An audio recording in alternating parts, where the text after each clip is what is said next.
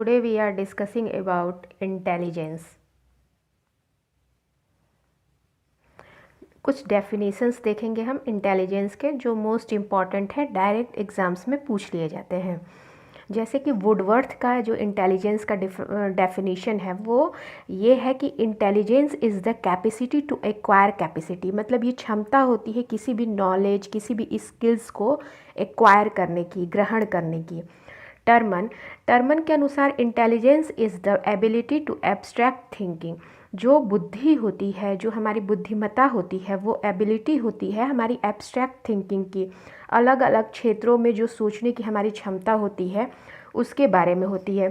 Spearman ने बोला है intelligence is the rational thinking, बुद्धि जो होती है वो रैशनली, मतलब किसी भी चीज़ को अनुपातिक रूप से सोचने की क्षमता है कि कोई चीज़ कितनी अच्छी है, क्या बुरा है हमारे लिए, क्या अच्छा है, क्या जो संसार में हमारे सोशल इन्वायरमेंट में क्या चीज़ें सही हैं, क्या गलत है।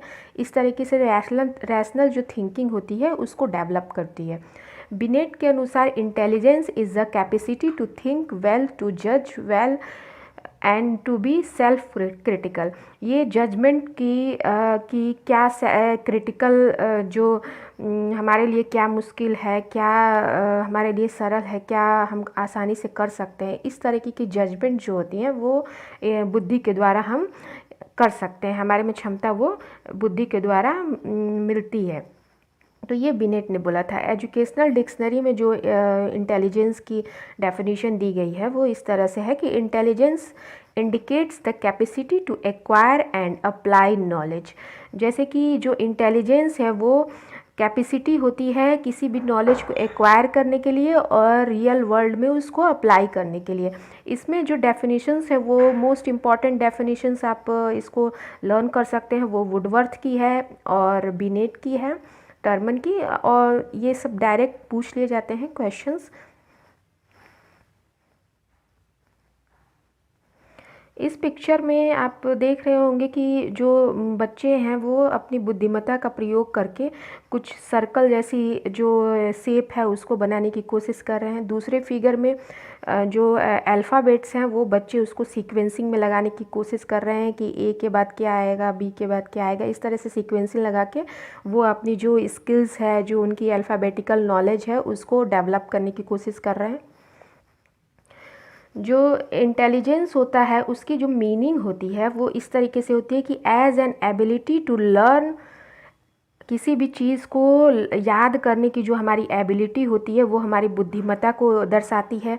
As an ability to adjust, किसी भी माहौल में एडजस्ट करने की जो एबिलिटी होती है, किसी भी माहौल में समायोजन की जो हमारी क्षमता होती है वो इंटेलिजेंस को दर्शाती है कि हमारा इंटेलिजेंस, हमारी बुद्धिमत्ता कितनी अच्छी है।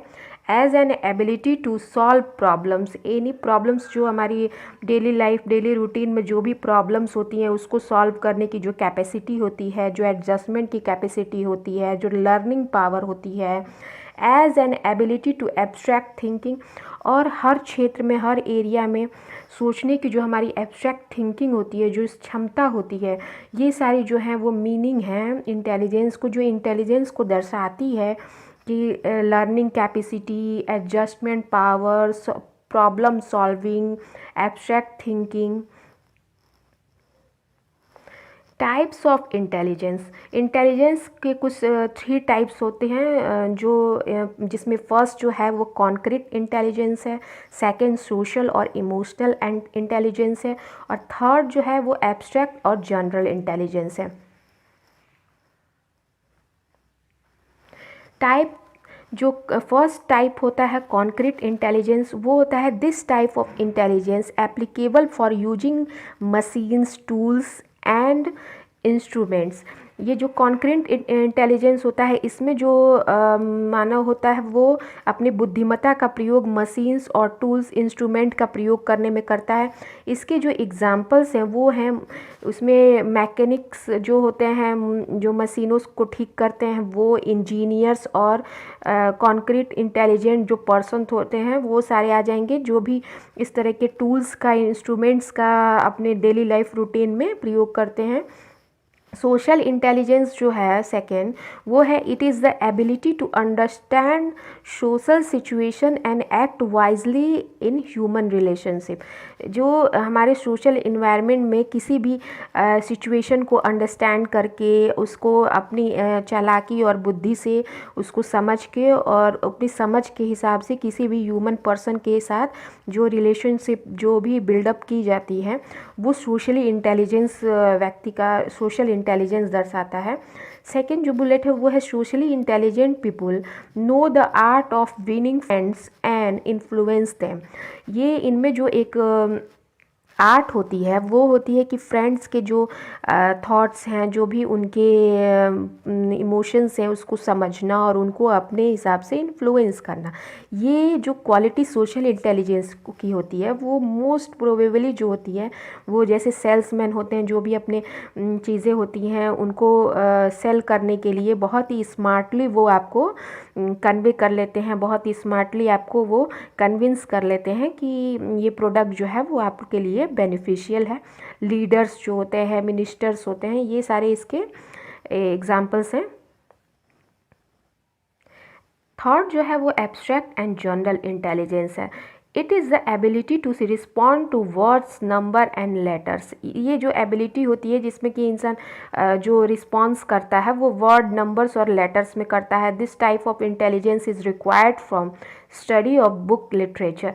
ये जो इंटेलिजेंस होते हैं इसको जो रिक्वायर किया जाता है, जो भी इसको संग्रहित किया जाता है वो बुक्स के नॉलेज से, लिटरेचर्स पढ़ के, इस तरीके से जो हमें नॉलेज मिलती है उसको गेन करना। ये जो मोस्ट प्रोबेबली जो पाया जाता है वो टीचर्स, लॉयर्स, डॉक्टर्स और फिलोसफर्स में होता है। इसके मोस्ट प्रोबेबली एग्जाम्पल्स जो हैं वो teachers, lawyers, doctors and philosophers हैं। इमोशनल इंटेलिजेंस जो होता है इसको फर्स्टली पहले इसको सोशल इंटेलिजेंस ही कहते थे, क्योंकि सोशल इन्वायरमेंट में हर तरीके की इमोशंस इन्वॉल्व होती हैं, प्रेजेंट होती हैं कह लीजिए। तो इसमें the ability to perceive, express, understand and regulate emotions. इसमें जो सोशल इन्वायरमेंट होता है उसमें जो भी हम जो इमोशंस हैं उसको परसीव करते हैं, अपने इमोशंस को एक्सप्रेस करते हैं, दूसरे के इमोशंस को अंडरस्टैंड करते हैं, उसको रेगुलेट करते हैं एक जगह से दूसरी जगह। तो इस तरीके की जो भी एबिलिटी होती है वो इमोशनल इंटेलिजेंस में होती है। Some studies show EQ to be greater predictor for future success than IQ। जो कुछ स्टडीज़ से पाया गया है कि जो IQ होता है उससे बेटर देन होता है कि EQ जो होता है वो इमोशनल इंटेलिजेंस, वो ग्रेटर प्रेडिक्टर होता है। वो पहले ही भाप लेता है कि हमारा जो फ्यूचर में जो सक्सेस होगा, सफलता होगी, वो कैसी होगी। It is the basis of empathy for others, self awareness and social skill. ये eye contact, flexibility and cooperation, इसमें जो हम सोशल इन्वायरमेंट में जो भी अदर पर्सन के साथ जो भी हम इंटरेक्ट करते हैं तो उसमें जो आई कॉन्टैक्ट होता है, फ्लेक्सिबिलिटी और कॉपरेशन, जो एक दूसरे की बात को भी सुनना और समझना, इस तरीके के जो कोऑपरेटिव कम्युनिकेशन होता है वो बहुत इंपॉर्टेंट होता है इमोशनल इंटेलिजेंस में। It helps to building the therapeutic relationship with the patients. तो ये पेशेंटली जो भी रिलेशनशिप बिल्डअप होता है सोशली जो इमोशनल इंटेलिजेंस के द्वारा एक दूसरे के इमोशंस को समझते हुए, तो वो इमोशनल इंटेलिजेंस के में आ जाता है। तो इस तरीके से इमोशनल इंटेलिजेंस है वो एक तरह से सोशल इंटेलिजेंस का ही एक रूप है। इंटेलिजेंस क्वेट जो है IQ, ये जो साइकोलॉजिस्ट है विलियम स्टर्न, इन्होंने पहले इसको बताया था। ये फर्स्टली जो इंटेलिजेंस क्वेट्स है इसका आइडिया बिनेट एंड साइमन ने इसका टेस्ट किया था 1916 में। और Binet Simon use mental age to distinguish bright from dull children. ये इन्होंने जो टेस्ट किया था वो ब्राइट और डल स्टूडेंट्स के बीच में जो IQ का एक ग्राफ है कि ब्राइट स्टूडेंट के लिए IQ कितनी होनी चाहिए, डल के लिए कितनी होनी चाहिए, इस तरीके से जो एक टेबल इन्होंने दिया वो इस फॉर्मूले के द्वारा डेवलप किया गया। तो IQ का जो फार्मूला है वो mental age upon CA chronical age into 100। एक एग्जाम्पल के थ्रू समझेंगे। 6 ईयर्स ओल्ड एक बॉय है विद द मेंटल एज, उसका जो मेंटल एज है वो 4 है, तो क्या होगा, मेंटल एज ऊपर है तो 4/6 इंटू 100, 66.6 इसका जो IQ होगा, इस 6 ईयर ओल्ड बॉय का IQ क्या होगा, 66.6। इस फिगर में देखिए IQ जो है मेंटल एज अपॉन क्रोनोनिकल एज, तो इसमें जो ये फॉर्मूला है ये क्या करता है, हाउ स्मार्ट आर यू, ये जीनियस, इंटेलिजेंट हो आप, स्मार्टर हो, स्मार्ट हो, नो डमी, इस तरीके के जो ग्राफ हैं वो इस फॉर्मूले की हेल्प से हमें मिल जाते हैं। ये जो टेबल है आपके लिए बहुत इंपॉर्टेंट है, इससे डायरेक्ट क्वेश्चन पूछ दिए जाते हैं। इसमें जो होता है वो the children those perform more than average of their age have IQ more than 100। अगर जो चिल्ड्रन है वो परफॉर्म करता है एवरेज देयर एज, मतलब एज से क्या होता है, एवरेज होता है, तो उसकी IQ जो होती है वो 100 से ज़्यादा होती है। And other hand and those perform less than average, average से जो नीचे होते हैं उनकी जो एज है, उसकी जो एज होती है वो एवरेज से नीचे होती है, तो उसकी IQ क्या होती है, लेस देन 100 होती है। जब हम फॉर्मूले में रखेंगे तो हमें वो क्लियरली दिखाई देगा।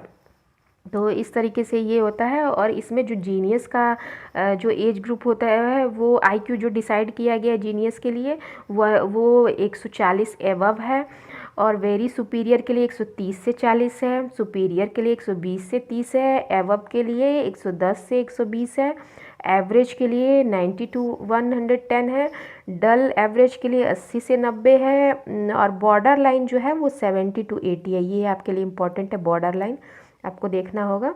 जीनियस आपको लर्न करना होगा।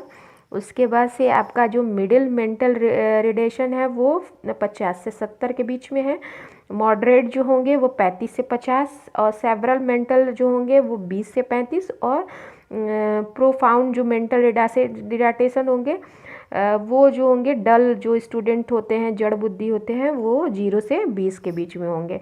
तो इस तरीके से आपको बॉर्डर लाइन एक याद रखना होगा और जीनियस के लिए। Thank you guys. Please like and subscribe.